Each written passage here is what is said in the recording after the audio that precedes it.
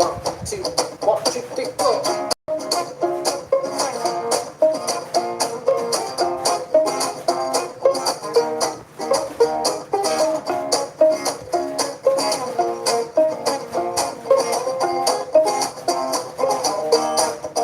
Prepare the way. All these people make straight a path. For Yeshua's coming back, so we lift up as mighty voice. Hosanna, hallelujah, Hosanna, hallelujah. Prepare the way. All these people make straight a path. For Yeshua's coming back, so we lift up as a mighty voice. Hosanna, hallelujah, Hosanna, hallelujah. For he's coming in the clouds with his glory renowned. Make a path for him. He'll be shining like the sun with the sword on his tongue. He's calling us in, so be ready.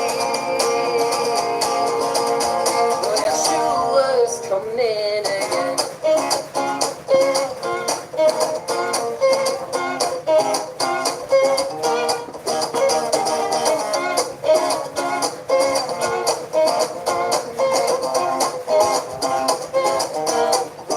Prepare the way. All these people make straight a path.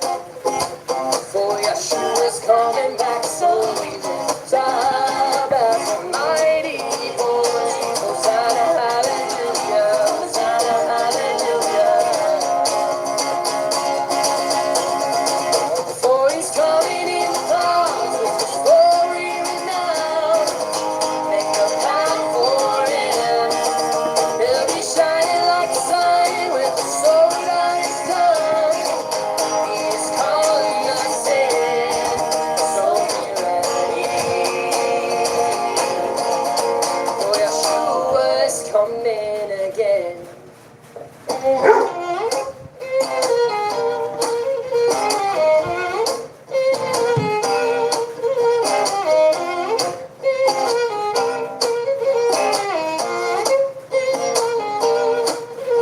The Son of Man who died for our sins was raised to life, and he's coming again. So prepare the way, for people of Yah, let us not delay. The shepherd is called the Son of Man who died for our sins was raised to life, and he's coming again. So prepare the way, for people of Yah, let us not delay. The shepherd is called the Son of Man who died for our sins was raised to life, and he's coming again. So prepare the way, for people of Yah, let us not delay. The shepherd is called the Son of Man who died for our sins was raised to life, and he's coming again. So prepare the way, for people of Yah, let us not delay. The shepherd is called, for he's coming in the clouds, his glory renowned. Make a path for him, and he'll be shining like the sun with the sword on his tongue. He is calling us in, for he's coming in the clouds with his glory renowned. Make a path for him, he'll be shining like the sun with the sword on his tongue. He is calling us in, so be ready. For Yeshua's coming again.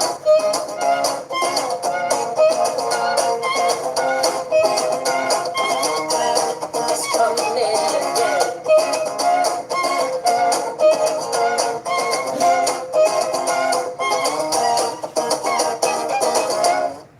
All right, Shabbat Shalom, family. My name is Jason, I'm Caden. I'm Jaden. I'm Nicole. and we are the Yahuwah and the Torah YouTube channel, and we thank you guys very, very much for hanging out with us, family.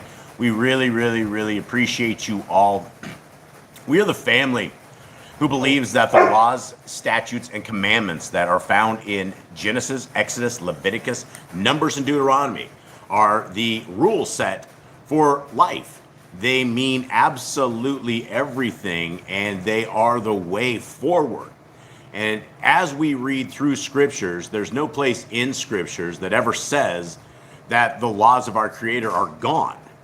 That is what the majority of the 41,000 plus different religions believe, is that there are no laws, and that we are a people, a lawless people that are awaiting a special magical rapture that is going to come and take all the disobedient children of the plains and take them to somewhere else. And so we believe that is absolutely incorrect.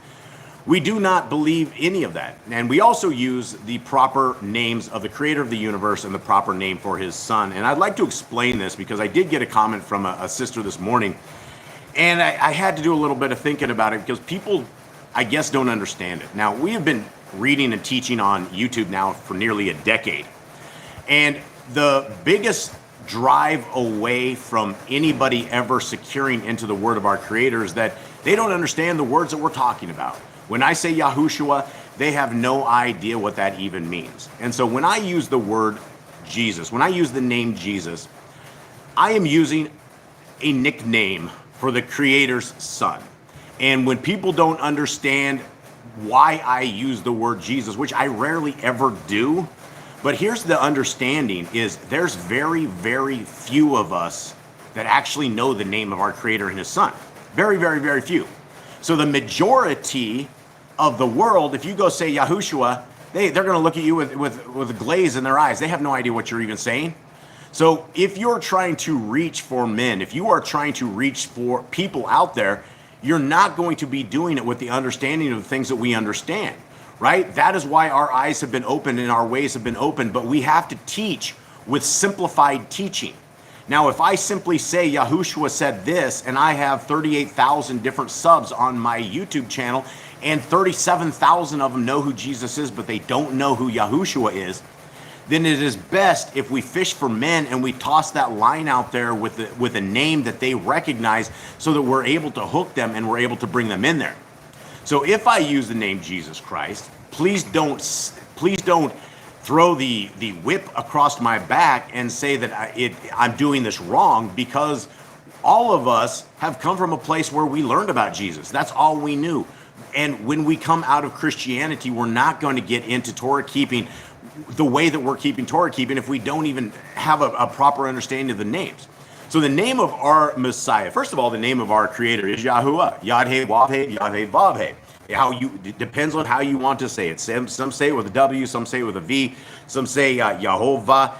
This is the name in Paleo-Hebrew, the closest that we have to the name of our Creator.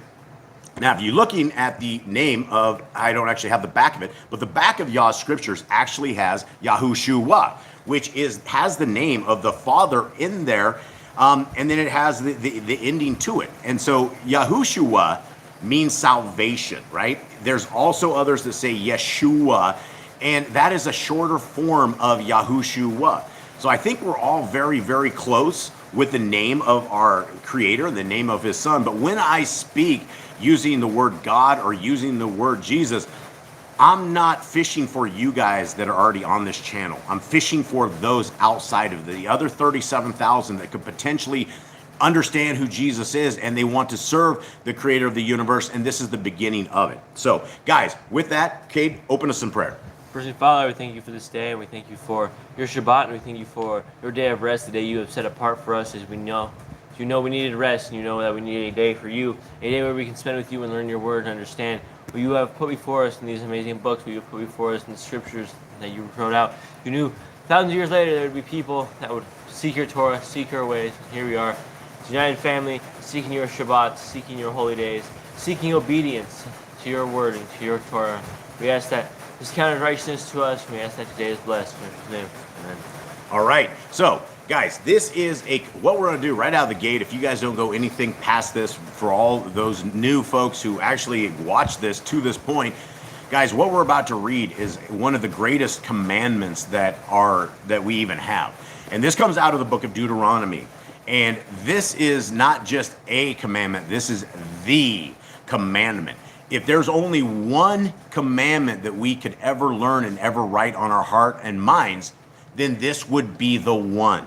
Jaden, Read this for us, will you please? Hear, O Israel, Yahuwah Elohim, Yahuwah is one. You shall love Yahuwah your Elohim with all your heart, and with all your being, and with all your might. And these words that I am commanding you today shall be in your heart, and you shall impress them upon your children. You shall speak of them when you sit in your house, when you walk by the way, when you lie down, and when you rise up. You shall bind them as a sign in your hand, and you shall be fronts between your eyes. And you shall write them on the doorposts of your house and on your gates. Okay, so here we are, guys. It begins off and it says, "Hear, O Yisrael," and this is saying, "Hear you." If you guys are listening to this stream, if you guys are listening to this reading, you guys could potentially be Yisrael. You could be a Hebrew person, right? There's no other identifier in scriptures for the people of our Creator other than Hebrews, right? The Yisrael. And the beginning of this is here. It's Shema, hear and obey. And what are we supposed to hear and obey? We're supposed to hear that Yahuwah is one. Okay? Well, that right out of the gate, if we want to consider the Trinity, the Father, the Son, and the Holy Spirit all as one entity, well, then we have a problem. Because inside of what the educational system will call the biblical hermeneutics, they will tell you that once something is established in the scriptures, in the Tanakh, it doesn't change. Now, if Yahuwah were 3 or 2, that's what it would say. But if we continue on from the scriptures right here and we believe in a Trinity, then all of a sudden we are believing something outside of scriptures. These are very important things to understand. Continuing on is that we're supposed to love the Creator of the universe with every single last bit of our heart, with all our being, and with all our might, right? That is how hard you are supposed to love the Creator of the universe. Now, guys, let's have common sense, right? When you say you love somebody with all your heart and you truly mean it, that means you'll die for whatever it is. You will do whatever it takes. If you love something with all your heart, that is your life. That is everything that you should be doing, right? So our Creator says we're supposed to love Him. And if we love Him with all our heart, then what He says in Genesis, Exodus, Leviticus, Numbers, and Deuteronomy are the words which He has been commanding today, right? This is what He's talking to us about. He's not talking about anything else other than the words He's commanding us today, that we need to keep them in our heart. We're supposed to dial them into our children, right? We're supposed to stamp them into the souls of our children. By the time the kids are out of our house, these guys should be such hardcore Torah keepers. That's our job as parents. If we have not done this for our children, if we have not brought them up into Torah, then we have brought them into generational curses. And every single thing that happens to your children, we will be judged for. That is what the book of the Nazarene very, very clearly says. And it's something that very much scares me, because it says I will be judged up to the 10th generation for the problems that I give my children. Now, if my children end up murdering somebody or doing something, this is on me. Right? There's something that I have done wrong in bringing my children to fruition, that my kids would go out there and take a life. And so if we are walking the Torah as parents, if we are walking the Torah as our family, and a lot of times we don't get into Torah until it's way too late. We don't get it until our kids are already in trouble. We don't get it until our kids are already beyond what we believe is holy, what we believe is Kodesh. And if we are taking this simple verse right here and we simply keep this as our doctrine, then our kids, when we got up in the morning, we'd be talking about Torah. When we go to bed at night, we're going to be discussing Torah. We're going to be asking them how much scriptures did they read during this day? How many scriptures did you read during the week? If you have something as frontlets between your eyes, it's like a baseball cap that the end of the bill has a little down, it's a little thing dangling. You would have the Torah right before your eyes, that everywhere that you look, you couldn't turn your head unless you looked at the world through the Torah. That's what we're talking about right here. And so if we love our Creator with all our heart, mind, and soul, then we will love what He says. But if you hate the Creator of the universe, then you will say things like the laws are dead. The laws don't matter. That you will say things like Jesus fulfilled all the laws. Jesus died so I could be whatever I want to be. And again, when I'm talking about Jesus, I'm not talking about the name Jesus is a pagan name, right? It's the son of Zeus. But we have grown up in indoctrination. 1611, the year 1611, they put Jesus into scriptures. Prior to that, they had the name wrong again. They had it as Iesus. So you either have Zeus or you have Iesus. But this is what opening your eyes and loving our Creator with all our heart, with all our mind, and with all our soul is about. And so, guys, with that, what we are going to do right now is we are going to go through these most beautiful laws, statutes, and commandments that we can possibly ever find. And so this is called the Torah. And the Torah simply means the way forward. Now, before we go through this, Mr. Cole, will you please say hi to all of our family here? All right, we got Candy and Ruby. The grandma's here. Yehoshua in Hebrew means salvation. Irma. Sister Barb. Jeremy and Callan. Obi Lines, Chris. I'm scrolling. Stella G. Honeymoon Stitch, Brian. Man, I think is how you say that, man. I don't know. Joanna is here. We haven't seen her for a long time. Sylvia, Elizabeth, Body of Messiah, Tamara McKee. Still scrolling. I think that's everybody. If I missed anybody, I'm sorry. All right, and if you...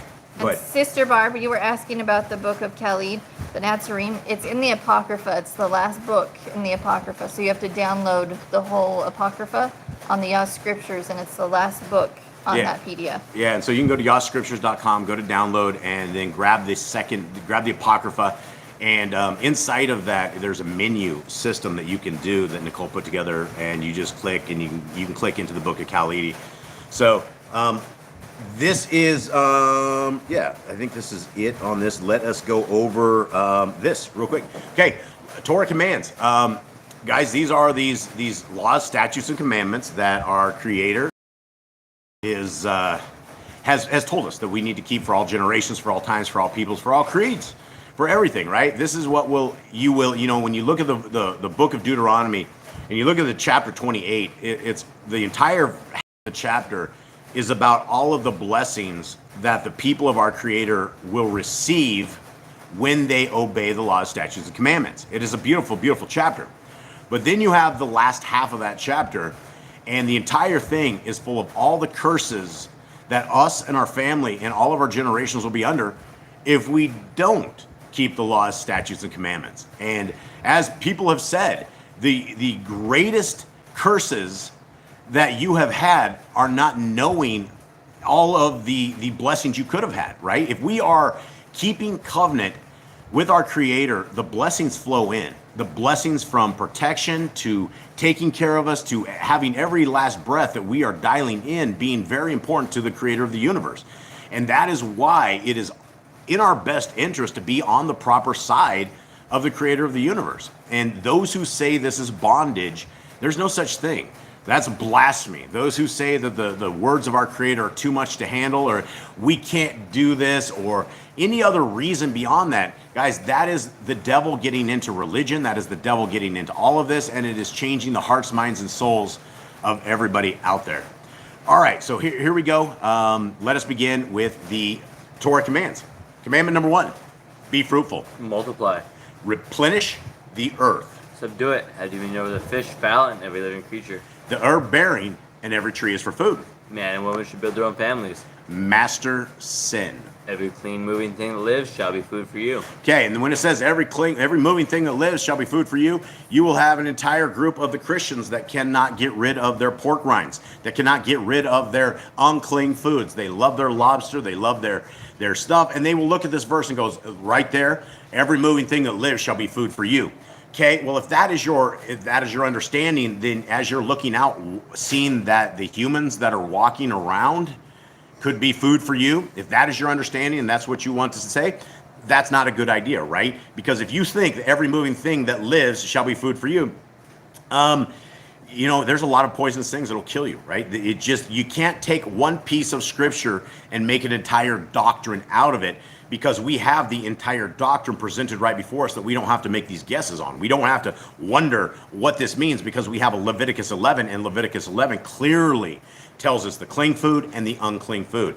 Okay, do not eat the blood. Walk before me and be perfect. Guard Yahweh's covenant, laws, statutes, and commandments. Every male shall be circumcised at 8 days old. Teach your children the commands and guard the way of Yahuwah. Remember Yahweh's name for all generations. Keep the Passover, Pesach. Keep the feast of unleavened bread, the festival of matzah. There is one Torah for the stranger and one for the Hebrew. Sanctify all firstborn to Yahuwah. There are no mighty ones before Yahuwah. You shall not make graven images. Do not bring Yahuwah's name to naught. Keep the Shabbat. Honor your parents. Do not kill. Do not break wedlock. Do not steal. Do not make false accusations against your neighbor. Do not covet anything of your neighbor's. Do not make an altar from rock that a tool has touched. Do not go up the altar by the steps. If a man steals cattle, he shall restore it 5 times. Yahuwah's law for criminals. Do not lie with beasts. No sacrifice to other Elohim. All right, I'm just trying to read it. You have something in the comments, Mr. Cole? No. Do not oppress a stranger, fatherless, or widow. Do not charge your brother interest. If you borrow your neighbor's raiment, return it to him before sunset. Do not curse the ruler of your people. Do not eat what is torn of any beast. No false reports. Do not follow the multitude of evil. Do not judge righteously against the poor. Bring back your enemy's cattle if you find it going astray. Help the animals of your enemy. Stay away from rumors and gossipers. You know, we live in a world of rumors and gossipers, right? We live in a world of Facebook. And I think it's been over a decade since we actually ended our Facebook account. Nicole and I had one. We had it back in the days when it first came out. Nicole and I were always at the breaking edge of technology and breaking edge of all these little social media platforms and things like this. And it wasn't too long when we had Facebook that we decided that it was one of these things that could absolutely ruin families. And it's something that is just really, really, really bad. If you're on Facebook, it's all just that. Rumors, gossipers, just, trying to get into others' lives when we can't even control our own lives, right? We're trying to get into all of this, and it's a mess. And so these are the things that the people of Yah are different, right? We stay away from things like this. All of these laws, statutes, and commandments are things that, as a whole, make us a better people. As a whole, it makes us far better than what we could possibly be. Pay attention, Jade. Okay, let's go. Take no bribes. Do not oppress a stranger. Love the stranger. Your land rests in the 7th year. Do not mention any pagan names. Keep the feast of Yahuwah. Do not cook your goat in his mother's milk. Obey the messenger Yahuwah sends before you. Do not bow down to other Elohim. Serve Yahuwah. Make no covenant with other Elohim or outsiders of the land. Do not make use of Yahuwah on another person. Do not make his perfume on another person. Do not eat the fat. Do what you say you are going to do. Return what is your neighbor's. Obey Yahuwah's dietary laws. Women's time of separation. Obey Yahuwah's hygiene laws. Keep the day of atonement, Yom HaKippurim. Do not uncover the nakedness of your family. Do not take your woman's sister for wife. Do not lie with a woman her uncleanness. You shall not sacrifice your children to Moloch. Do not be a sodomite. Be holy. Do not All right, reap the corners of your field. You shall not glean your vineyard. You guys are speed racers here today, huh? You're going to make it through NASCAR in one round? Okay, what do we have in chat?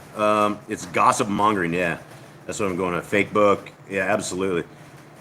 Facebook is one of these places you could absolutely reach a tremendous amount of people, and we never ever got on there because of the issues that we have seen where it has literally destroyed families.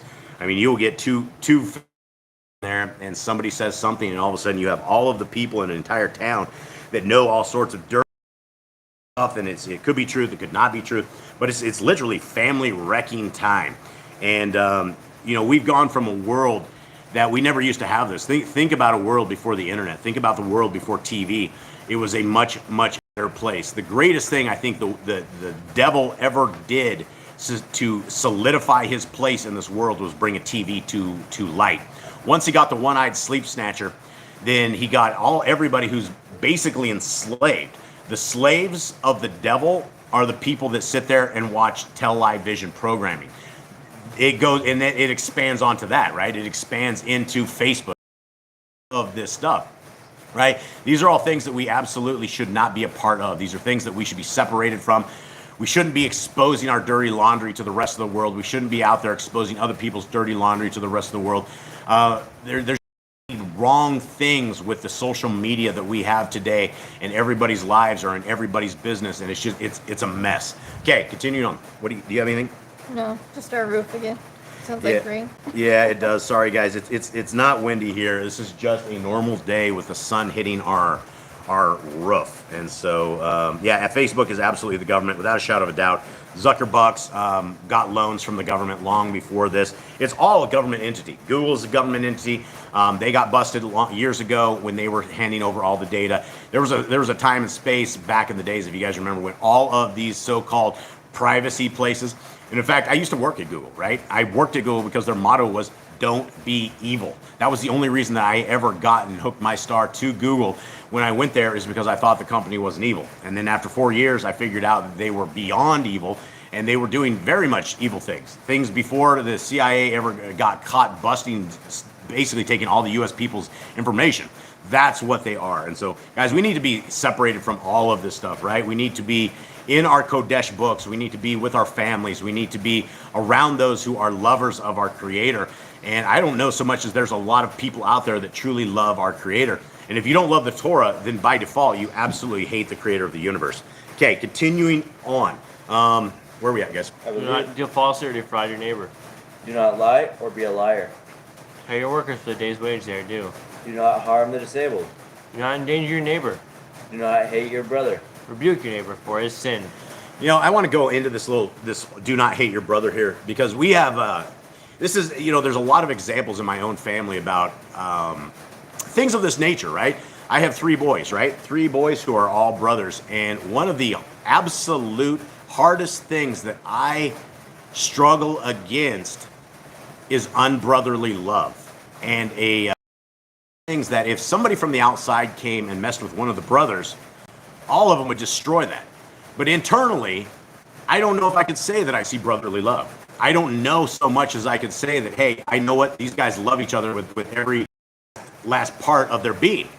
And so as we struggle with things in our house like this, and as I read the book of the Nazarene, it's very, very clear that when we hate our brother, when we hate anything, and I can only relate to this family right here, but we don't make the Shamayim. We don't make the kingdom to come. The kingdom to come is a different set of people. And as I read through the Nazarene, I wonder if I'm ever going to make the kingdom. As I read through this, and as I look at what I should be under the guise of the Torah, how my life should be, how I should be acting, if it is based upon a single incident, I'm doomed. We are all doomed. And the kingdom to come is a group of people who are Kodesh people. Like, it's not going to be these wishy-washy people that don't keep Pesach. It's not going to be the wishy-washy people that don't keep Sukkot. It's going to be the people that are loyal to our Creator. I don't think most people make it. And I wonder and I worry about my family. I worry about my boys, where there is no brotherly love, where we have simple things like this, right? Do not hate your brother. But inside of my own house, it simply looks like everybody hates each other. And maybe you guys out there who aren't only children can explain a little bit more about this, because as an only child, it doesn't look like to me that there's brotherly love within this. And if we have a Torah command that we are not to hate our brothers, but yet we do this, how are we ever expected to make the kingdom? And this would go for everybody else, right? If we have brothers and sisters out there, and Messiah clearly tells us that those who are our brothers and sisters are those who are keeping the Torah. So these are all commands that may seem simple enough, and we're just reiterating them, but every single one of these Torah commands has so much substance, has so much life, it has so much value that we have to keep all of the Torah, that we can't be lacking in one certain spot. We can't love our Elohim with all our heart, mind, and soul, but yet hate our brother, and we can't even get along with them.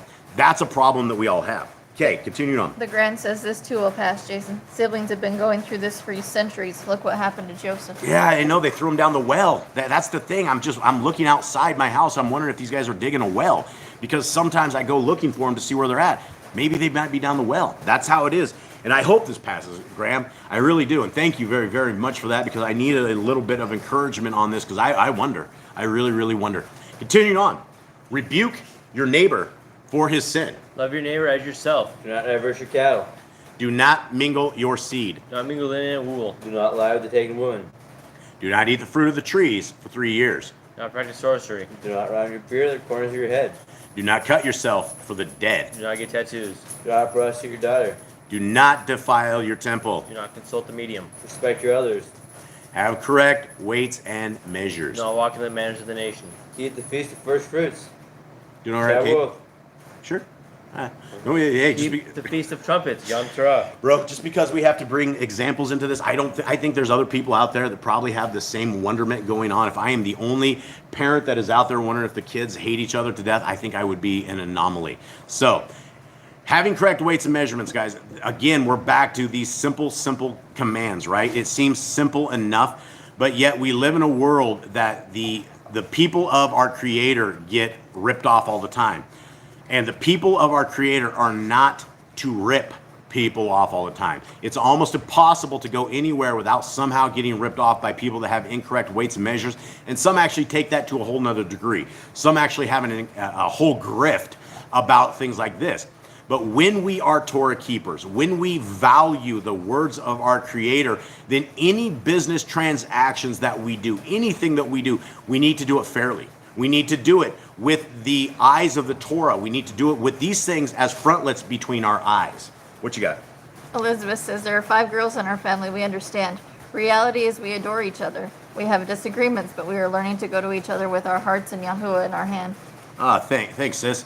Yeah, see, and see, boys, this isn't something I think is an isolated incident here. It's just one of these things that as we go through Torah, I like to address this.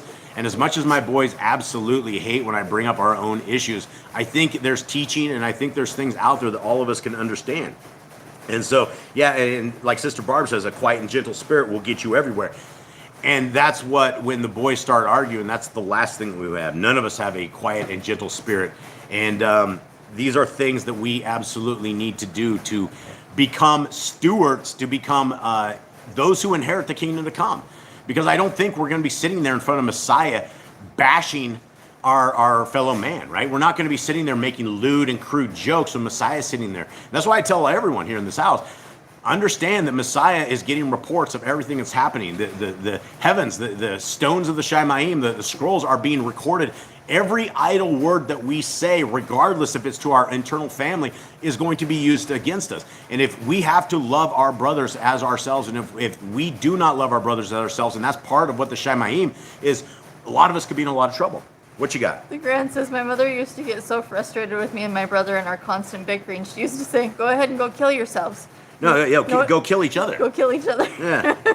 Yeah, no Torah. No Torah when she was growing up. Well, and that's the frustration that parents get because it seems nonstop. It's like a nonstop battle. And that's why I find it so fascinating that if somebody comes from the outside and pokes the kids the wrong way, you got a whole bunch of brothers that will take care of business. But internally, that's just what we live with. So, yeah, thank you guys. What's Obi-Wan say? I used to fight with my brother all the time, and I imagine ways to hurt him, but I never hated him despite what I may have said to him. See, and that's the thing, too. That's what I ask the brothers. You know, they'll be sitting there. I have to pick them up from a rolling around with a fist fight, and I'm like, guys, you're supposed to love each other. They're like, we love each other. This is love. I'm like, okay, well. Jeremy says, me and my brothers fought and argued constantly as well, but we still love each other. I think that has always been a thing with brothers. Oh, man, maybe it's just me as an only child. Maybe I don't get it. Maybe I needed a brother. I probably would have killed him. That's probably why I didn't have a brother. Okay, continuing on. Do not walk in the manners of the nation. Guys, this is very, very, very critical. Every single command that we do, even though I don't stop on it and touch on it, is absolutely very important. Guys, this comes back to the Facebook, right? This comes back to, do we have our TikTok? Do we have this? Are we mainstream? Are we hip? Are we doing everything who is it, the Hatfields and McCoys? What are those people doing everything that the Joneses do? Is the Saint? I think that was the Saint. I can't remember if the Saint. I think Graham would probably know it. But we don't want to be walking in the manners of the nations. Guys, we are a set apart people. Being set apart means just that we don't look like the world. We don't speak like the world. We don't talk this. It's different. And so we have to be different in everything we do. And it's just not on Shabbat, guys. It's just not on the seventh day. It's every single day because the kingdom is coming. Our Messiah is coming. The kingdom should be heralded. It is being heralded. Messiah heralded it. John the Immerser heralded it. It is on its way. That's what we know. If we want to be a part of it, we have to be a Torah-keeping, Messiah-loving, Yah kingdom-building people, right? There's a way forward. Okay, continuing on. Keep the feast of first fruits, Shavuot, and the Omer cow. Keep the feast of trumpets, Yom Torah. Keep the feast of Sukkot, Shemini Atzeret. Guys, and these three appointed times right here are all about the beginning of our Messiah and the return of our Messiah. right? When we're talking about the Feast of Trumpets, a lot of people don't even know what the Feast of Trumpets is. Back in the day, and I'm not talking about the appointed time right here, but there was a time back in Israel when somebody would be elected king or the king would be there. They waited till the Feast of Trumpets, and this is something that a lot of people don't know. Probably my family here don't know. Is that when the Feast of Trumpets came, they would blow this trumpet, and that new king, everybody would get down, and everybody would worship it. It wasn't just about a blowing of the trumpet of our local administration. When we are blowing the trumpets, there is a very good chance on this appointed time that Messiah Yahushua may make his return. It makes a tremendous amount of sense from all of these appointed times, from the Feast of Sukkot, when Mary and Joseph were hanging out, to all of these appointed times. Everything, it's literally an appointed time. Messiah came on an appointed time. He died on an appointed time. He will return on an appointed time. And those who are sitting there keeping these appointed times are those who are going to be ready for this kingdom walk. If you're not, good luck. And you will have all these 30, 41,000 different religions, and they don't keep the appointed times, right? They have Christmas, and they have Easter. They have all of these things that are pagan, satanic, demonic, and they will lead your family to hell. We have a new person, David Michael, and he says, didn't Jesus do away with all this in the parable of the wineskins? The parable of the wineskins. Well, here's the problem with here's the thing, right? When we're talking about the parable of the wineskins, what are we talking about, gentlemen? We're talking about new wine being put into old wineskins, right? This is the thing. The Torah has never, ever been taken away from us. It will never, ever be taken away from us. Messiah never, ever came to get this around. Guys, where was I just reading this in the book of the Nazarene? Here, I'm going to take us out of this real quick. We got to go. 9. Yeah, no, where I was at with the Nazarene. Just this morning I was reading it. I guess I won't jump over to it. But it is very, very clear where Messiah talks about this. He's not talking about getting rid of the Torah. He's talking about doing the Torah properly. And if we are stuck in it's not even the old ways of doing it. Pull this up. Somebody pull this up. Where's that at? I think it's Nazarene 9. Is it Nazarene 9? I'm taking a jump over here, guys. So we're going somewhere else. We've never done this before. We're gonna run into this, and I think I was on. If you just click read, isn't that where you were last? No, that wasn't where I was at. Or you can go to history. Where's history at? So if you go home and history. Oh, history actually works. Oh, I okay. didn't know that. But you can't click on it though, so Looking that it at can at least history. tell you. 10. I think it was on 11. All right, I don't know where it's at, guys. I've just doomed us again. All right. Somebody explain this. Find it in the scriptures, Jaden, please. And the Nazarene. Find it in Nazarene, because that's a very, very good example of it. Let's look at 9 real quick. Sorry, guys. I'm looking through this, and I think it was actually in 11. And all my boys have been tasked with actually reading this and trying to memorize this book, but I only got one of the 3 that do it. All right. Anyone give It's 721. 721 in Nazarene? Mm-hmm. Okay, 721. Let's talk right here. Okay, let's talk. 7. I just messed this up. 721. Okay, let's read this real quick, guys. This is the book of the Nazarene out of 20. One of the Parashim, who the Pharisees, who was nearby, said to Yahushua, "We understand your meaning, but where do you stand in relation to the Torah? Have you come to take it away or declare it obsolete?" And that was the same question I think Brian had. Is that Brian or David? David. I think that's the same that David just said, right? So, David, these are the words of our Messiah that he's going to reply back to us. And he says this: "No one patches an old cloak with new fabric, for this shows up its age without strengthening it. Likewise, no sensible person puts new wine into old wineskin, for this causes them to split, the wine pouring out, so neither the wine nor the wineskin have any value. It is not much wiser to put new wine into new wineskins. I have come to place something beside that which is already there, to hold a mirror to the Torah and to man, so both may be seen with greater clarity."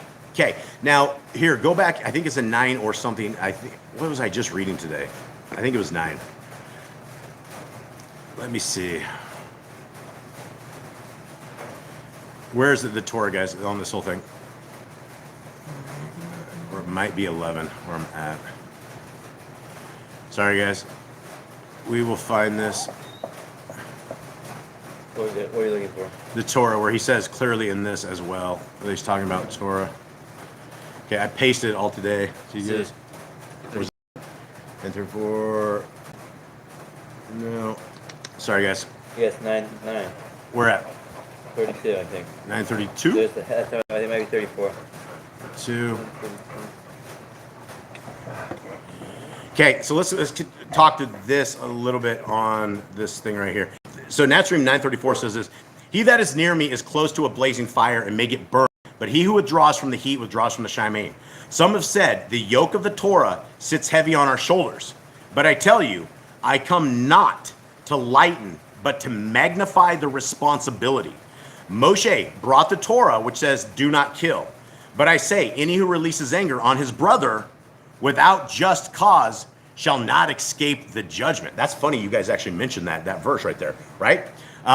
So the whole point of this is, guys, we are told that we want the Torah is good for all generations. It is never ever going to be taken away from us. It will always be.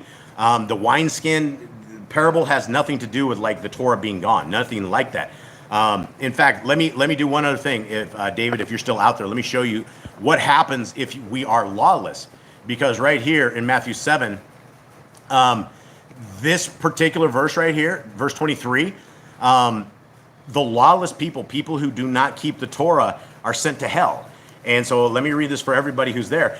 Starting at 21, "Not everyone who says to me, Adonai, Adonai, Master, shall enter into the reign of the Shemaim, but he who is doing the Torah of my Father in the Shemaim," right?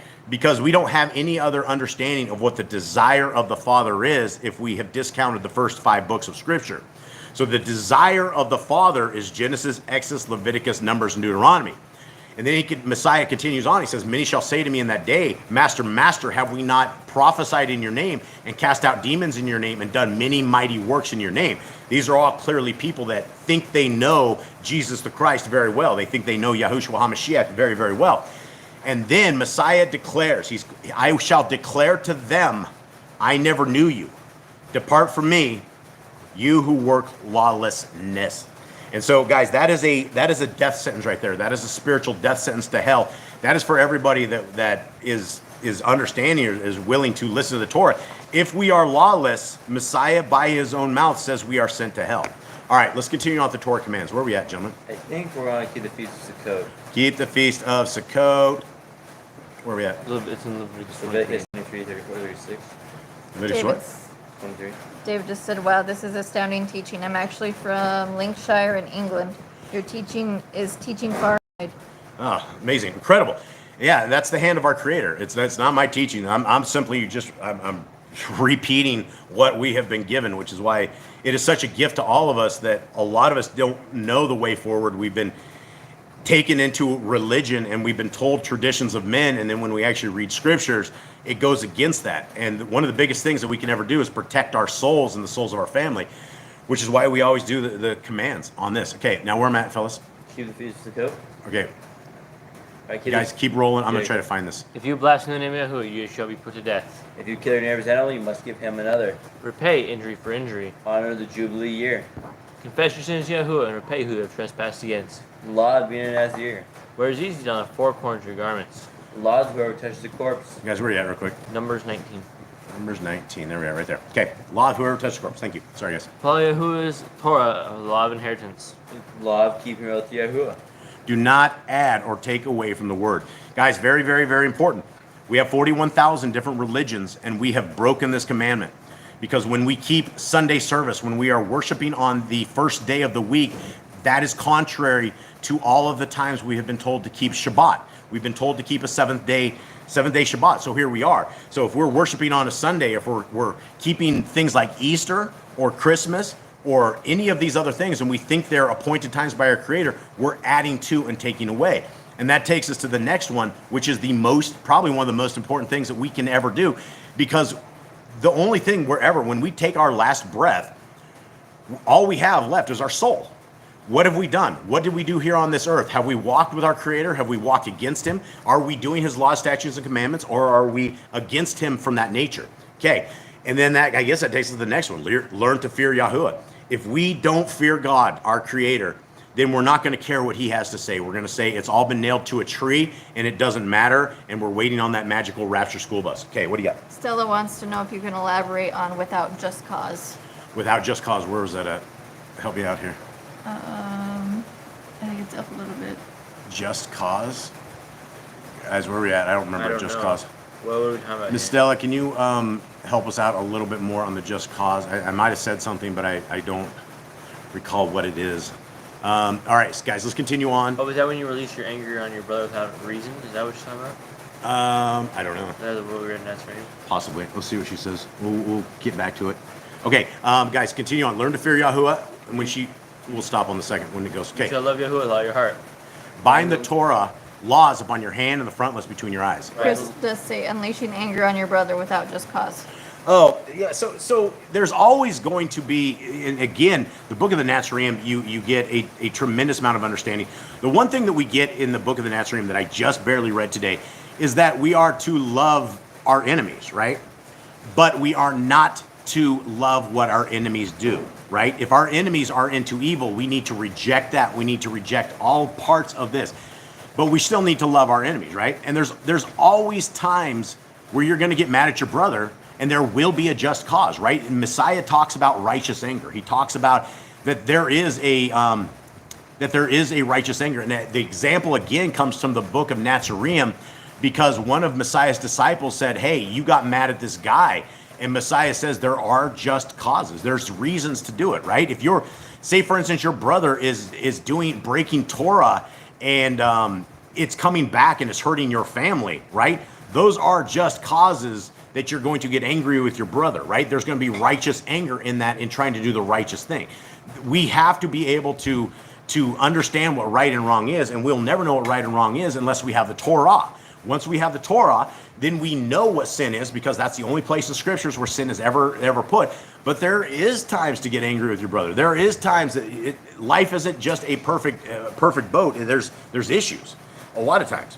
Irma says, would David's son killing his brother for what he did to his sister be a just cause? You know, that's one of these things that, yeah, absolutely. And that's one of these things that we looked at King David, and of all the times that King David is this alpha male, he has some bad parenting. Like, this guy is a very, very bad parent, and you can see this over and over and over, because a lot of his kids go rogue right under his nose.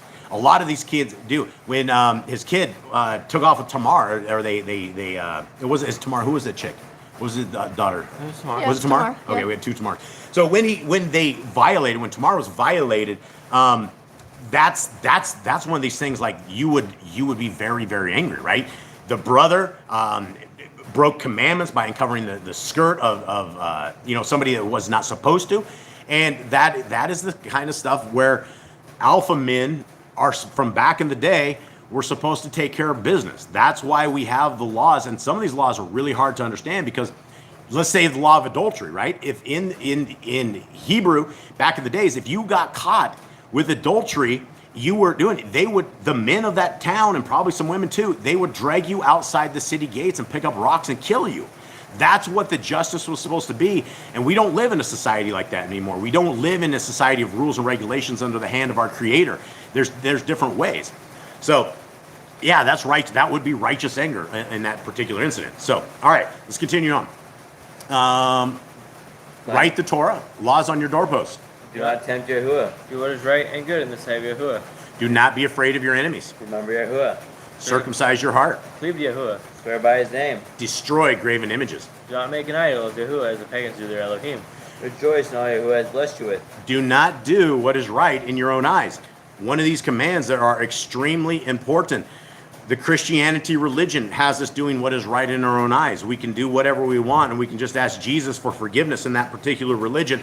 And that particular religion, you can do what you want, right? I lived 25, 30 years in the Christian religion. I was out there saving people. I had people raising their hands. I don't know how many people I saved as a Christian, right? Saved them to what? The depths of hell is what I did, right? Because I was in a false religion. I was sinning them. So what we're doing, if we're doing something but we don't know what Torah is, and we're refused to read scriptures, then we're doing what is right in our own eyes. And there's a command that we're breaking right there. Continuing on, do not hearken to the words of the false prophets. Do not make any baldness between your eyes for the dead. You shall not eat any abominable thing. You shall give to a stranger clean food that dies itself, but you shall not eat of it. Laws of the end of the 7-year release. No. Give tithe of the increase of seed year by year. Do not borrow from the nations. Do not harden your heart. or shut your hand from the poor. Guard month one of Yahuwah's calendar. 3 times a year, all males shall appear before Yahuwah. You shall make judges and officers in all your gates. Do not plant Asherah poles near the altar. There must be 2 or 3 witnesses. Hearken unto the prophet Yahuwah has chosen. Prophetess of Deuteronomy. Do not remove your neighbor's property line. How to deal with a false witness among Torah keepers. The first child is the double portion. If your brother's cattle or clothes are lost and you find them, you must return them. A woman shall not pertain to a man, nor a man where it pertains to a woman. If you find a bird's nest with the mother and the babies or eggs, take the babies and not the mother. If you build a new house with a flat roof that is able to be lived on, you must put a railing around it. Do not be a prostitute. Do not use dirty money. Torah of divorce. Do not take a person's millstone for a pledge. You lend to your brother. Do not enter his house to get payment. He must bring it to you. Turn his clothing before sunset if that was his pledge. Do not oppress a hired servant that is poor and needy. Every man shall be put to death for his own sin. Do not go back for the rotten sheep from the field, and for the stranger, fatherless and widow. Okay, I want to go back real quick to the every man shall be put to death for his own sin, because it's very, very clear in scriptures that we do die for our own stuff. But there's also what you call a generational curse. And the generational curses are things that our kids inherit because we were maybe lawless as raising them. And so it is very important that that we understand that we will die for our own sins. But if we have raised children and our children have gone rogue, that regardless, all of this falls onto us for up to 10 generations, which is why we have to be very, very astute. And that's the problem, is where a lot of us, we didn't get into Torah until my kids were halfway through their life. We didn't know. We were good Christians. And so we have them basically mind controlled with all of these satanic cartoons, all of these satanic TV shows, all of the satanic stuff that they still remember into their adult life that I cursed them with as they were children, right? And what's the easiest way to babysit your kid? Flip a TV on and put some demonic garbage on, and then all of a sudden your kids are gone for a couple hours and you can do what you need to do, right? That was us. That was what I did. And so now we are facing a lot of the issues, and I see issues in their adult lives of things that I have done wrong as I raised them, and I'm always wondering about this 10th generation, and we're always trying to correct this and make the courses for this, and it's up to us. Once we know the Torah, we need to get out of these old stinking thinking, that stinking thinking that put Messiah where on the cross, right, on the stake. So let's continue on. Do not go back for the forgotten sheep in the field. Leave it for the stranger, fatherless, and widow. Do not muzzle your ox when he treads out grain. If your brother dies and has no child, you shall take his wife and name the firstborn after your brother. The end of 7 years, you are to read the Torah at the Feast of Sukkot, the Feast of Tabernacles. Yep. Okay, I am, hey, we got David. That's David Wagner. Yeah, That's our brother who got the scriptures. He just came in just a minute All right. ago, Hey, too. good. Hey, good seeing you, Dave. Good seeing you, brother, man. And he said he spent 40 years ministering the Pauline gospel Us too, brother. and the Roman roads. Oh yeah, the Roman road to salvation. You know it, man. I was a Palestinian. I was heavy into Paul. Paul could save anyone. It didn't matter what it was, and yeah, I have a lot of this on my soul, right? I've doomed a lot of people to hell based upon this. Hopefully, this last decade will be a little bit better for Judgment Day, but we all will have a day of accounting when this comes. Okay. And a new name just popped in, Sherry's Kitchen Hi, Sherry's Kitchen. and Sunflowers. Hi. Shabbat Hi, everyone. shalom. Hey, everyone. Okay, where are we heading? Leviticus Leviticus 10. Okay, here we are.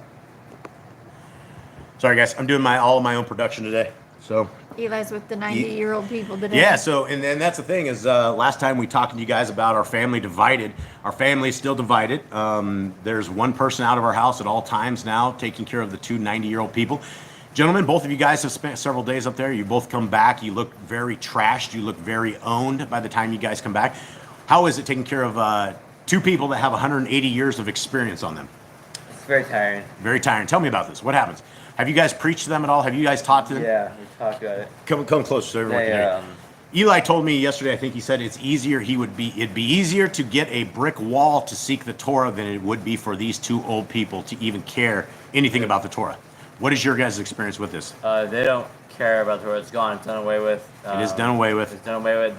It's all about Jesus and Paul, and they don't really care. They say that Christians do not have to go to Judgment Day because they will, on the day of judgment they will not be judged because they believe in Jesus and they ask Him into His heart. So on Judgment Day they won't have to be judged. Only the people who didn't ask Jesus into their heart will have Judgment Day. Yeah, every single one of us have attempted to seek some life into these 180-year-old people with the Scriptures, and they refuse the life. They refuse the good things of life. They take us as helpful, but they don't take the doctrine of Scriptures as helpful. And they actually, the old lady, she actually teaches a Bible class, and she's like, "Oh yeah, I teach it." It was all set to the New Testament. So it's really sad, the world that we get into and the traditions of men. And once you get to that age, I don't know so much as you will ever be able to break free of this thing. People have made their decisions, and at 90 years of age, I don't know, but we're going to continue on because we literally live with them now.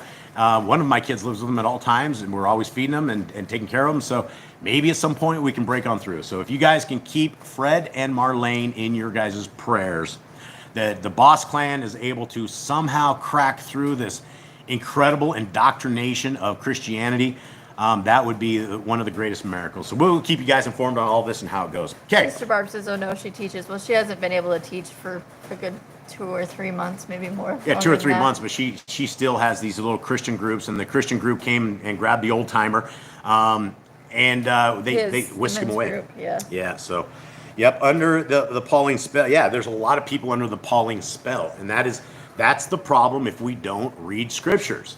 It's not on the Christians. The Christians aren't the ones that polluted us. We have polluted us by being lazy in our understanding of this. Okay, guys. Jeannie says read the Torah to him. She did that with her mom at 90, and she ended up receiving it. All right. Well, that's excellent news, Jeannie. So we will. There you go, guys. Now you have it. We have our little calendar date where everyone is. Eli's up there cooking, trying as best as possible not to cook on the Shabbat. But since these guys don't keep Torah, I've told Eli that we're there in their house, and to take care of them, we literally have to work. And so I don't think this is going to be a problem. I hope it's not.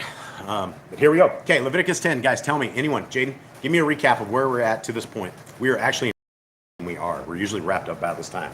We went crazy today. Okay, hit it, Jay. We've been learning about sacrifices and what to do on the sacrifices, what we do with sin or wave offerings. Okay, so we have Moshe. Moshe was the man of Yah. He came and did what, Jade? He came and brought the Torah to the people, freed the people from Egypt. He gave them the laws, he got the blueprints for the temple, and now he has the blueprints for how to do sacrifices and all of the Levites. That was a real quick recap. Do you have anything else that we can recap those who have never read Leviticus before? So we start off Leviticus after Genesis, Exodus, we get through all the generations of Israel gets stuck in Egypt. Egypt becomes Egypt becomes the master of the slaves of the Israelites, and then Moshe becomes the chosen one to bring these people free. Yahuwah chooses him to free the people, and they free the people. They end up at the mountain. They end up at the Mount Sinai, and they get the commands. And it's the first time the Israelites of this generation have ever heard certain commands: don't eat pork, don't make sacrifice to other gods, don't make idols. And this is new to them, but they end up making an idol and cutting part of themselves off, cutting part of that relationship off with Yah. They get more commands, and now we get instructions for building a temple and sacrifices, and certain people are building the temple and doing the sacrifices, and what the anointing of the people of Aaron are, and the people of the Levitical system is. Yeah. Okay. All right. So here we go. So here we are. This is kind of an incredible chapter. Let's read. And Nadav and Abihu, the sons of Aaron, each took his fire holder and put fire to it, and put incense on it, and brought strange fire before Yahuwah, which he had not commanded them. And fire came out from Yahuwah and consumed them, and they died before Yahuwah. Then Moshe said to Aaron, "This is what Yahuwah spoke, saying, by those who come near, let me be Kodesh, and before all the people, let me be esteemed." And Aaron was silent. Now, you will have the very first thing that when you start talking to people about Torah, the very first thing they'll do, they'll go, "Oh, you still have Levitical sacrifices, huh?" And you're like, "No, we don't have a priesthood." And even these priests, when they did have a priesthood, they messed it up. So there would be zero way that you would ever want to attempt a sacrifice the same way the Levites were doing it. You're not a Levite. You don't have their understanding. You don't have their schooling. And these guys who were the sons of Aaron, they did know something. But there's something funny in this verse that we're going to understand and come to understand why they did what they did, right? And so if you're trying to create a sacrifice and you're out there doing this, you're going to create strange fire. And Yah will come down and he will mess that up. Okay, 4. And Moshe called to Mishael and to Elzaphan, the sons of Uzziel, the uncle of Aaron, and said to them, come near, take your brothers from before the Kadesh place out of the camp. So they came near and took them by their long shirts out of the camp, as Moshe had said. All right, so what do you guys make of this, taking them by their long shirts? Probably so they didn't touch the corpses, so they didn't become unclean. Yeah, and so there's a difference between this and we have another story in Numbers with Korach. And Korach gets burned up. All his people, everybody gets burnt to a crispy critter. This is a little bit different. These guys just got struck down. And yeah, and they're at this point they've just been killed by the hand of Yah. So they're carrying them out by their long shirts. 6, and Moshe said to Aaron and to Eleazar and to Ithamar, his sons, do not unbind your heads nor tear your garments, lest you die, and wrath come upon all the people, but let your brothers, all the house of Yisrael, bewail the burning which Yahuwah was kindled. All right, guys, let's talk about this. So all of a sudden, the creator of the universe struck down 2 people that were in there, and then he tells the dad of them and the uncle, Moshe, that they're don't unbind your head, don't tear your garments, right? Don't mourn in this particular way, or you're going to die. Why do you think he said this? Probably because he didn't want them to like mourn the sin. They died before Yahuwah. Yahuwah struck them down. Yeah, and so there's an issue where people have to understand that the spankings of Yahuwah, when he spanks, we're not to be sad about it. This is something that he allowed to happen. And probably Aaron's fault as well. He's probably punishing Aaron for some bad parenting. There's probably some bad parenting because we actually come upon this here. We come up with kind of an answer here very shortly. The next chapter, isn't it? You want to Nope. tell the story We're of, coming. Hold on. Don't any spoilers. Okay. And Moshe, where are we at? 7. Yeah, I believe we're 7. 6, 7. Yes, 7. And you do not go out from the door of the tent of appointment lest you die, for the anointing oil of Yahuwah is upon you. And they did according to the word of Moshe. Now, this is where we start to kind of get something because this is a little weird. And Yahuwah spoke to Aaron, saying, do not drink wine or strong drink, you nor your sons with you, when you go into the tent of appointment, lest you die. A law forever throughout your generations, so as to make a distinction between the Kodesh, which is holy, and the profane, and between the unclean and the clean, and to teach the children of Yisrael all the laws which Yahuwah has spoken to them by the hand of Moshe. So right here, this doesn't exactly tell us what happened, but we can kind of get an interesting idea that perhaps the sons of Aaron were a little bit sauced up. Like they knew what they were supposed to be doing, but because they were drinking in the tent of appointment and they did something improper, and because of this, they got jacked up. Now, this is probably why Aaron was not able to mourn for them, because as a parent, these are all our things. These are these things down to the 10th generation. If these kids are in and around Aaron, it is very hard to get a drinking habit without the very people around you, the close people, understanding that you have a drinking habit or a problem with it. And to actually get sauced up before you go in to do a ceremony for the creator of the universe is very, very bad judgment. At the very least, it was extremely bad judgment. And this doesn't, that's the thing about scriptures. We don't have scriptures that say not to drink. And there's many times where people do drink. A lot of times it becomes a problem. Noah, it became a problem, right? A third of his family line was cursed, and that's where we ended up with a whole bunch of giants and a whole bunch of other stuff from, because of a cursing that came down from that line. So, continuing on. 12. And Moshe spoke to Aaron and to Eleazar and to Ithamar, his sons, who were left. Take the grain offering that is left over from the offerings made by fire to Yahuwah, and eat it without leaven beside the altar, for it is most Kodesh. Now, do you think Aaron had like a normal day after this? No. What do you think his day was like? Sad. Sad. Do you think you could make it without shedding a tear? I mean, I think the public part of this was the big deal. Like publicly, he wasn't to be mourning his kids because of the sin that they had done, where they defiled this particular event. So it would be very, very hard, right? As any parent, anyone who knows, all of us as parents, our kids we don't obviously don't want to lose them. And in the event that something would happen to them, you're not going to walk around. You're not going to be okay for the day. You're not going to be okay that week. You're not going to be okay that month. You're going to be jacked up. Death of any kind of nature, whether it be pets or whether it be humans, it's not something that just disappears. Okay, continue on. Do you have something mystical? Sister Barb just said one would be afraid of being struck down if entering drunk into a sacred place. Yeah, well, now they would. You don't drink, fellas. Okay. 13. And you shall eat it in a Kodesh place, because it is yours by law, and your sons by law of the offering made by fire to Yahuwah. For so I have been commanded. And the breast of the wave offering and the thigh of the contribution you eat in a clean place. You and your sons and your daughters with you, for they are yours by law, and your sons by law, which are given from the slaughterings of peace offerings of the children of Israel. Okay, what are we discussing here exactly?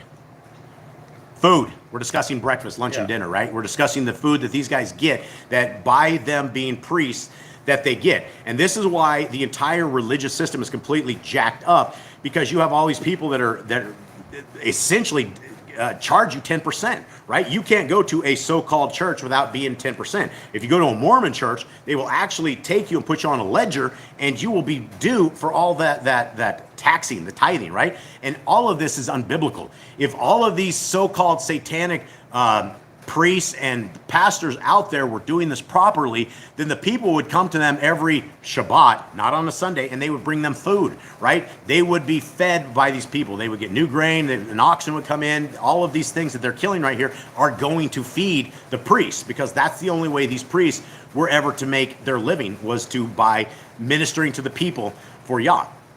Now, continuing on, 15. The thigh of the contribution, the breast of the wave offering, they bring with the offerings of fat made by fire, to bring as a wave offering before Yahuwah. And it shall be yours, and your sons with you, as a law forever, as Yahuwah has commanded. And I think the chat died. I think YouTube continues on with their lacking. Anyway, I'm done. 16. And Moshe diligently looked for the goat of the sin offering, and saw it was burned up. And he was wroth with Eleazar and Ithamar, the sons of Aaron, who were left, saying, why have you not eaten the sin offering in a Kodesh place, since it is most Kodesh? And Elohim has given it to you to bear the wickedness of the congregation, to make atonement for them before Yahuwah. Okay, so we have another incident inside of this, where we have a goat that was the sin offering, and it was burned up. And Moses was really, really angry at Eleazar and Ithamar. And the question was, why didn't you eat the sin offering in the Kodesh place? And here's their answer. See, its blood was not brought inside the Kodesh place. You should, no, this is Moshe still, guys. He goes, see, its blood was not brought inside the Kodesh place. You should have eaten it without fail in a Kodesh place, as I have commanded. And Aaron said to Moshe, see, today they have brought their sin offering and their burnt offering before Yahuwah, and these have come upon me. If I had eaten the sin offering today, would it have been right in the eyes of Yahuwah? And when Moshe heard that, it was good in his eyes. Okay, so here we are. This is a very crazy chapter, because you have a couple of kids of Aaron, Aaron's a very Kodesh guy, right? Aaron may have had some issues somewhere here and there, or have been a little weary of certain things, but as far as being the Levitical high piece of this entire thing, that was Aaron. And so having his kids die in this fashion, this is very, very the ways of our Creator are, and how he wants us to be Kodesh, how he wants us to be holy to him. And a lot of us don't understand this Kodesha. We don't understand the ways of the kingdom. The ways of the kingdom are going to have strict things like this, right? We're not going to be able to drink in the holy place. We're not going to be able to defile, do things in the kingdom to come. It's going to be a different walk that we have. And so all of these will give you guys the understanding of how our Creator is, and how his heart, mind, and soul is with all this. All right, does anyone else have anything for Leviticus? I think that's it. All right, we're late, but we're not real late, because I guess we have nowhere to go. It is a Shabbat. And so we are heading into Matthew, is it 10? Yep. Mm-hmm. Matthew 10. Okay, anybody? Okay, Jade, give me a breakdown of where we are at in the life and days of Messiah. Somebody please take Leo, let him out the door. You don't need to walk out with him, Kate. Just open the door. But everybody else is yeah, gonna go okay, with so him. go Hold with on. him. Go ahead and open the door. Sorry, guys, we're just getting the dogs out. Okay, now you can go walk with them. Dogs are out. Jade, give me what breaks down. Yehoshua was born. The people came after him. When you say Yehoshua, who are you talking about? We're talking about Jesus. Jesus the Christ, Yehoshua. Okay, he was born. He was born. The people came after him, wanted to kill him because they heard that he was the Messiah. So they came after him. His parents moved him down to Egypt when he was about 2 or 3 years old. He came back to Galilee and Nazareth, and he became a Galilean. And then he started doing miracles and started finding his Talmudian and his disciples. and he started doing the miracles of changing water into wine, and the people. And then he went and found all his people, and I think we're about to learn more about the people that he found to teach with him. Yeah, and I guess I'll talk on Zacharist. Says, when you eat and drink, you remember Jesus every bath. Baptism, it is the way for every to be saved in every moment. Yeah, I don't know. That sounds like something outside of scriptures. I've never heard of anything like that. Yeah, so I don't want people to get confused in the chat when they see things like this, and so I will address them in this way. And I mean, unless you have scriptures on something like this, Zacharist, I don't. This sounds extremely like Catholicism-like, or it sounds like what the Christians would actually make up, something of the sort. Okay, Matthew 10:1. Here we go. And having called his 12 Talmidim near, he gave them authority over unclean spirits to cast them out and heal every disease and every bodily weakness. Big words right here, guys. These are things that the 12 disciples, this same authority is the same authority that we can gather and that we can glean as well. We have not been sent out defenseless into this world. We have the same kind of examples in our lives that the emissaries have. And these are the names of the 12 emissaries. First, Shimon, who is called Kepha, and Andre, his brother, Jacob, the son of Zabdi, and Yochanan, his brother, Philippos and Bartholomew, Toma and Matthiahu, the tax collector, Jacob of Keliph, and Level, whose name was Tadai, Shimon the Canaanite, and Yahuda from Kerioth, who also delivered him up. Okay, these are the 12 guys, right? These are the 12 guys that were picked. Somehow in the King James Version, you end up with Peter, you end up with John, you end up with, I can see where Philip came from, Matthew perhaps, but all of these guys' names, everything that we've been given were actually not their names. And so throughout these so-called translators that bring us scriptures, all the names were wrong. And so Kepha his name was never Peter. I don't know where they came up with that or who actually put that in there. So continuing on, for those who didn't know. It's 5, right? Yahushua sent these 12 out, having commanded them, saying, do not go the way of the Gentiles, and do not enter a city of the Shomerites, but rather go to the lost sheep of the house of Yisrael.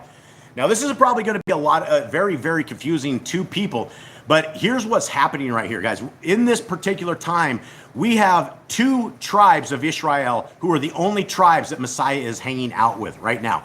All of this. We have the tribe of Judah and we have the tribe of Benjamin. Now, the Christians, and in fact, my dear mother just told me this yesterday because she says, I am a proud, happy Gentile. And I said, Mom, you do not want to be a Gentile. I said, there's no place in scriptures that there is a house of Gentile that is saved.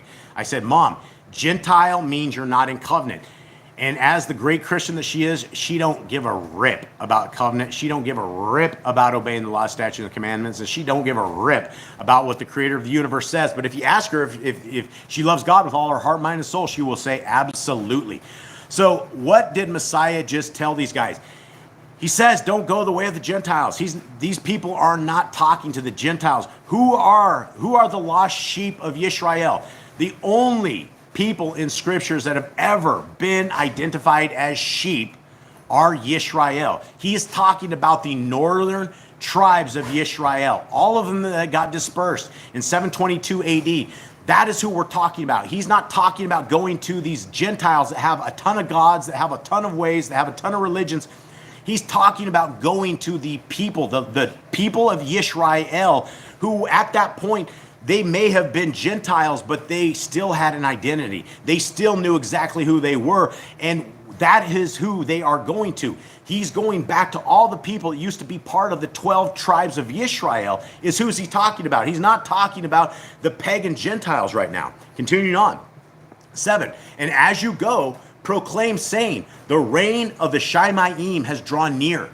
Heal the sick, cleanse the lepers, raise the dead, cast out demons. You have received without paying. Give without being paid. Guys, these are words from our Messiah, that this is the reason that Yah Scriptures has always been free. Things like this, right? We are not to sell the word of our Creator. We could easily sell Yah Scriptures, the one that we're putting out there, for hundreds and hundreds of dollars.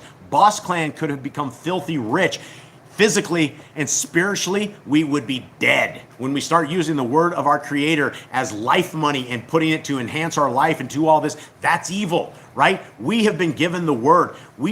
Nobody ever charged me for reading scriptures.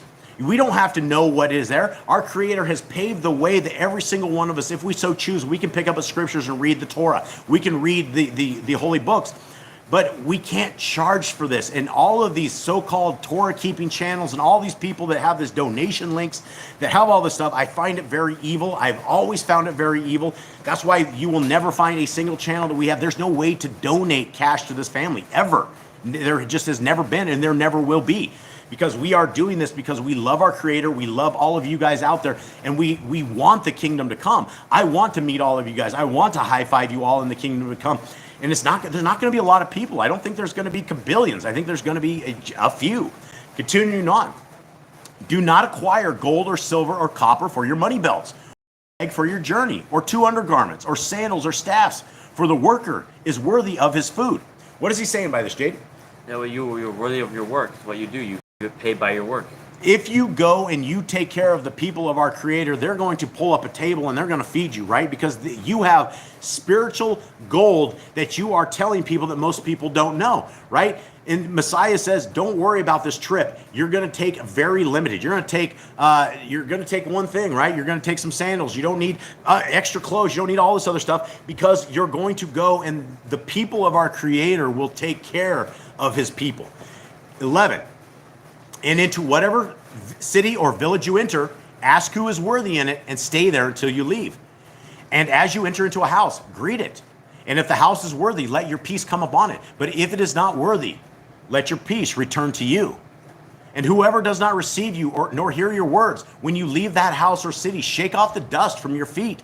Guys, this is the same instructions that every single one of us have, right? If Messiah was talking to us today, he's going to go, guys, you need to go out into the cities, the villages, the places you live, the places you exist, and it's going to be bad. They're going to laugh at you. They're going to scoff at you. They're going to kick you out. They're going to beat you, right? That's what it's supposed to be. Look, if they don't want to listen to you, kick your shoes off on the way out, but at least that you gave it a chance. You at least tried to plant a seed. If we're not out planting the seed, then we're absolutely not bringing the kingdom to fruition. All of us are the soldiers of the stake. We are soldiers of the kingdom to come. And by us being soldiers, we need to get out, be courageous, and let people know the truth. Let these poor Christians who are stuck in a physical, spiritual hell, help them out. There's nobody else that's going to do it. And if you're not out planting the seed, who will? Continuing on. Truly I say to you, it shall be more bearable for the land of Sodom and Gomorrah in the day of judgment than for that city. Wow, this goes for all of us in today's world, right? Sodom and Gomorrah was one of the most corrupt places ever. And you can even get from the extracurricular books, from the Apocrypha inside of Yah Scriptures, you can actually find the vileness there's so many stories, I think it's in the book of Abraham, that is talking about how evil that place was. So guys, we want to be better than this. If we know the punishment that Sodom and Gomorrah has, and it's going to be worse to these cities in this day, then we need to be away from these cities. We need to be where our spiritual goals are being met. 16. See, I send you out as sheep in the midst of wolves. Therefore be wise as serpents and innocent as doves. But be aware of men, for they shall deliver you up to Sanhedrins and flog you in their congregations. Guys, this is the Christian thing, right? I send you out as sheep in the midst of wolves. But guys, if you are a Torah keeper and you love the word of our Creator, you love our Messiah, you are literally a sheep. And wherever you go, you're not going to find a tremendous amount of Torah keepers. You're not going to find people that are even interested in a different way or a way forward. Nobody cares about protecting their soul anymore. Nobody cares about anything. People are so caught up in the day activities that they're in. The last thing that they even want to do is try to protect their souls. So it's hard. That's why it's up to us to be those people who are out there talking to them, talking to the people. Okay, 18. And you shall be brought before governors and sovereigns for my sake as a witness to them and to the Gentiles. But when they deliver you up, do not worry about how or what you should speak, for it shall be given to you in that hour what you shall speak. For it is not you who speak, but the Ruach of your Father speaking in you. Guys, the Ruach HaKodesh is the arm of the creator of the universe. It's one of these kind of hard to describe because we have the Trinity that everybody has corrupted into saying the Father, the Son, and the Holy Spirit are this giant egg, and it all has one yolk, it has a shell, it's all just one egg, but yet there's three in one. This isn't what it is. The power, the Ruach of the creator of the universe is essentially every breath that we take, everything that where we dwell, the Ruach is all around us. It's everything, right?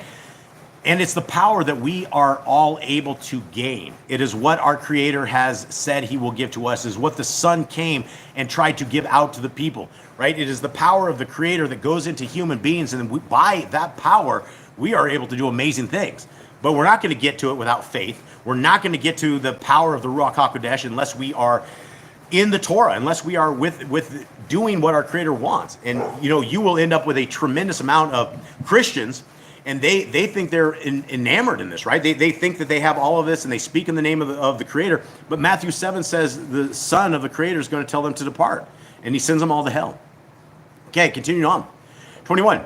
And brother shall deliver up brother to death, and a father his child.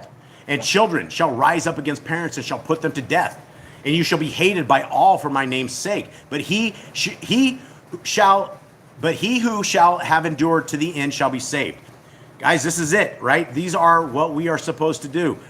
We are these people that are supposed to be being beaten up for the word of our Creator, right? We're going to be hated for the name of our Creator, for the name of His Son, for the ways forward, right? Nobody wants to keep Torah. Everybody is programmed to think that's bondage. That's the worst thing that we could possibly ever do is have to keep Torah, right? We have to be obedient to the designer of the universe. What a shame, right?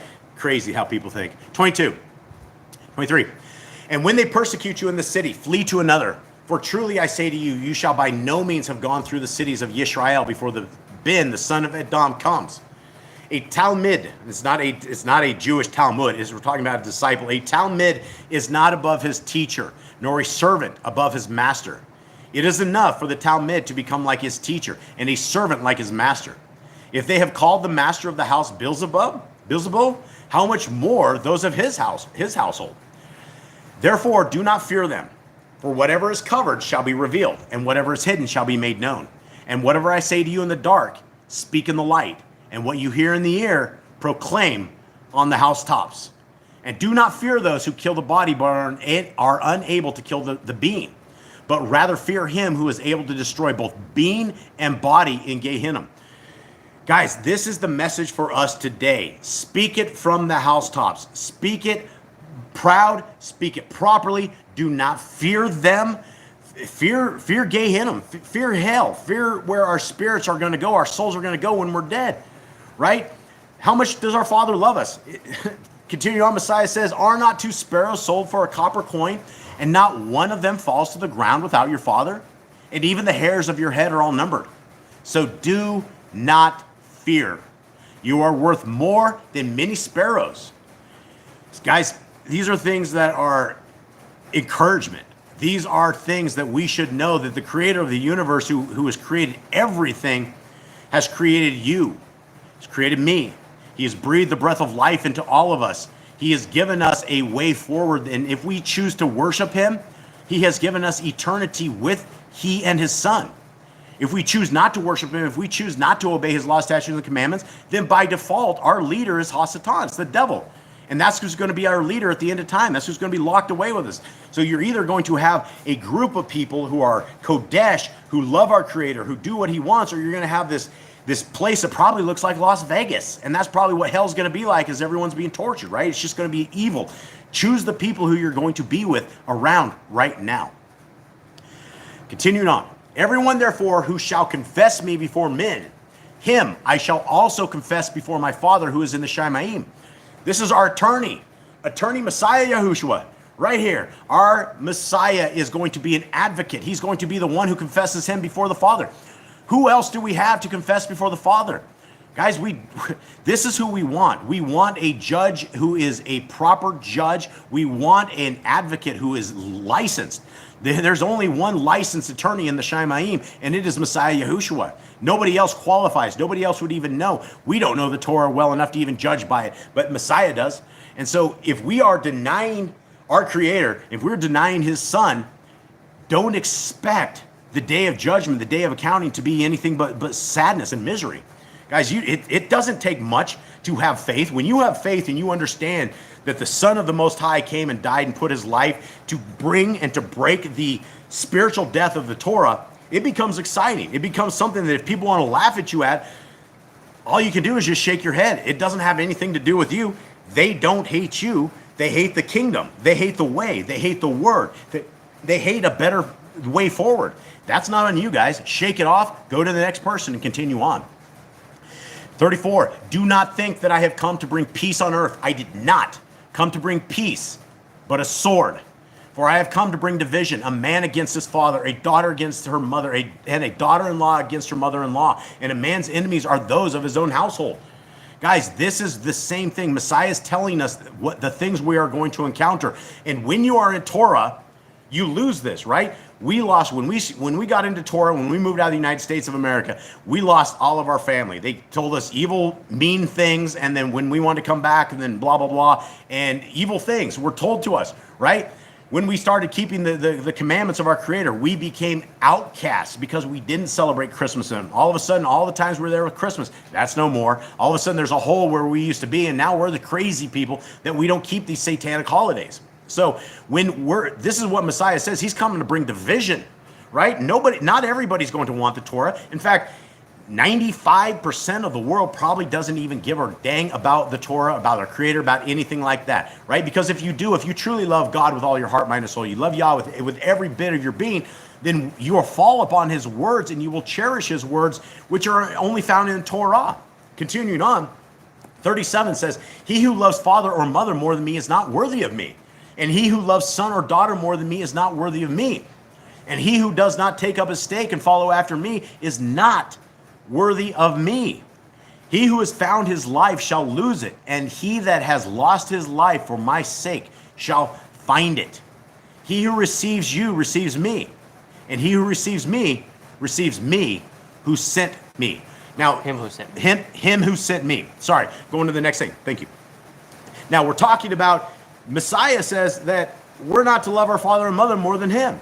We're not to love anything more than the Creator of the universe, right? This is the conundrum that we are all up against, because sometimes we get married to people who are not Torah keepers. Sometimes we get into a relationship with people who are not Torah keepers. And all of a sudden, what does that do? That brings enmity into our house, right? I've seen many, many, many women that try to convert their men into this. I've seen men that fall into Torah that try to get their women into it. And it either goes gently and smoothly, or it goes to the part where they're estranged, right? He has a strange religion. He has a strange way. And that is what Messiah is talking about. This will divide families. When you find the truth, we can't live in this world like we used to live. We have to separate ourselves. And those who want to be separated will separate, but those who will not usually separate from you. 38. Where am I? 39. He who has found his life shall lose. Actually, 40. He who receives you receives me, and he who receives me receives him who sent me. He who receives a Nabai, a prophet, in the name of a Nabai shall receive a Nabai's reward. And he who receives a righteous one in the name of a righteous one shall receive a righteous one's award. And whoever gives one of these little ones a cold cupful only in the name of a Talmud, a name of a disciple, truly I say to you, he shall by no means lose his reward. Now, I think this pretty much sums this up.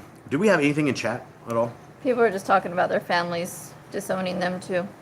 Yeah, I see that. I have another chat. I'm actually reading some of this, so I can't. The chat doesn't work on YouTube stuff. Go figure. Okay.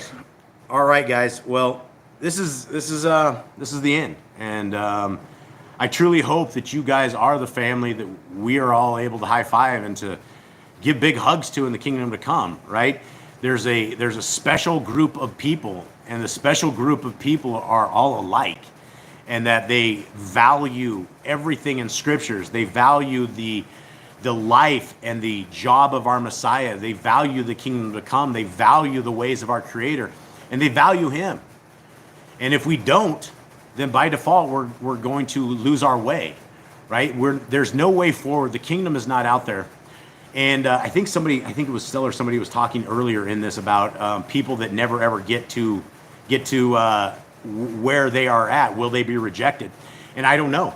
I honestly don't know, which is why I always say that I'm glad I'm not the creator of the universe. I'm glad I'm not in judgment. I'm glad I don't have to do this, because we have all in our lives, if we are seeking our creator, have an opportunity to find it. Our creator will not let us down. If we are seeking him and we are open to this, but if we're just the world and we're content with the world, then who knows if what's going to happen. But by us not accepting the creator of the universe and his son, then we're rejecting it. That's just the default. And so if we reject it and we reject that walk and we live like the world walks, we should not expect anything. We should expect a horrible Gehenna, a horrible way forward, a place where the worms will eat our corpse and we'll never die, and the heat's going to not be great. Every time that we see the description of what hell sounds like, it sounds like a really terrible place. It sounds like a place we wouldn't want to be. And so if we have a chance right now of protecting our soul, at finding the way forward, and we're not doing it, this is all on us. It'll always be on us. So guys, with that, I think this is the end. Jade, will you please bless our brothers and sisters? Yehovah baruch you and guard you. Yehovah make his face shine upon you and shall favor you. Yehovah lift his face upon you and give you peace. They shall put my name upon the children of Israel, and I myself shall barak them. Okay. All right, fam. We love you guys very, very much. Shabbat shalom, and we'll rend the heavens.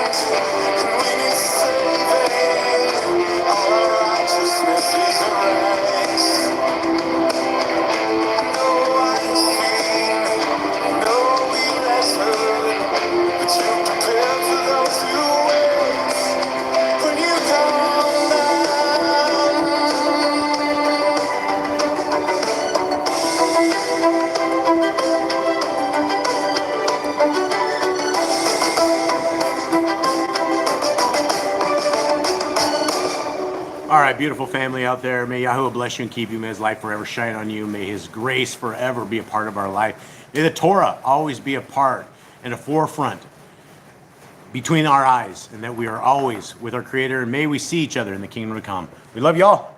Shabbat shalom. All right. Shabbat shalom.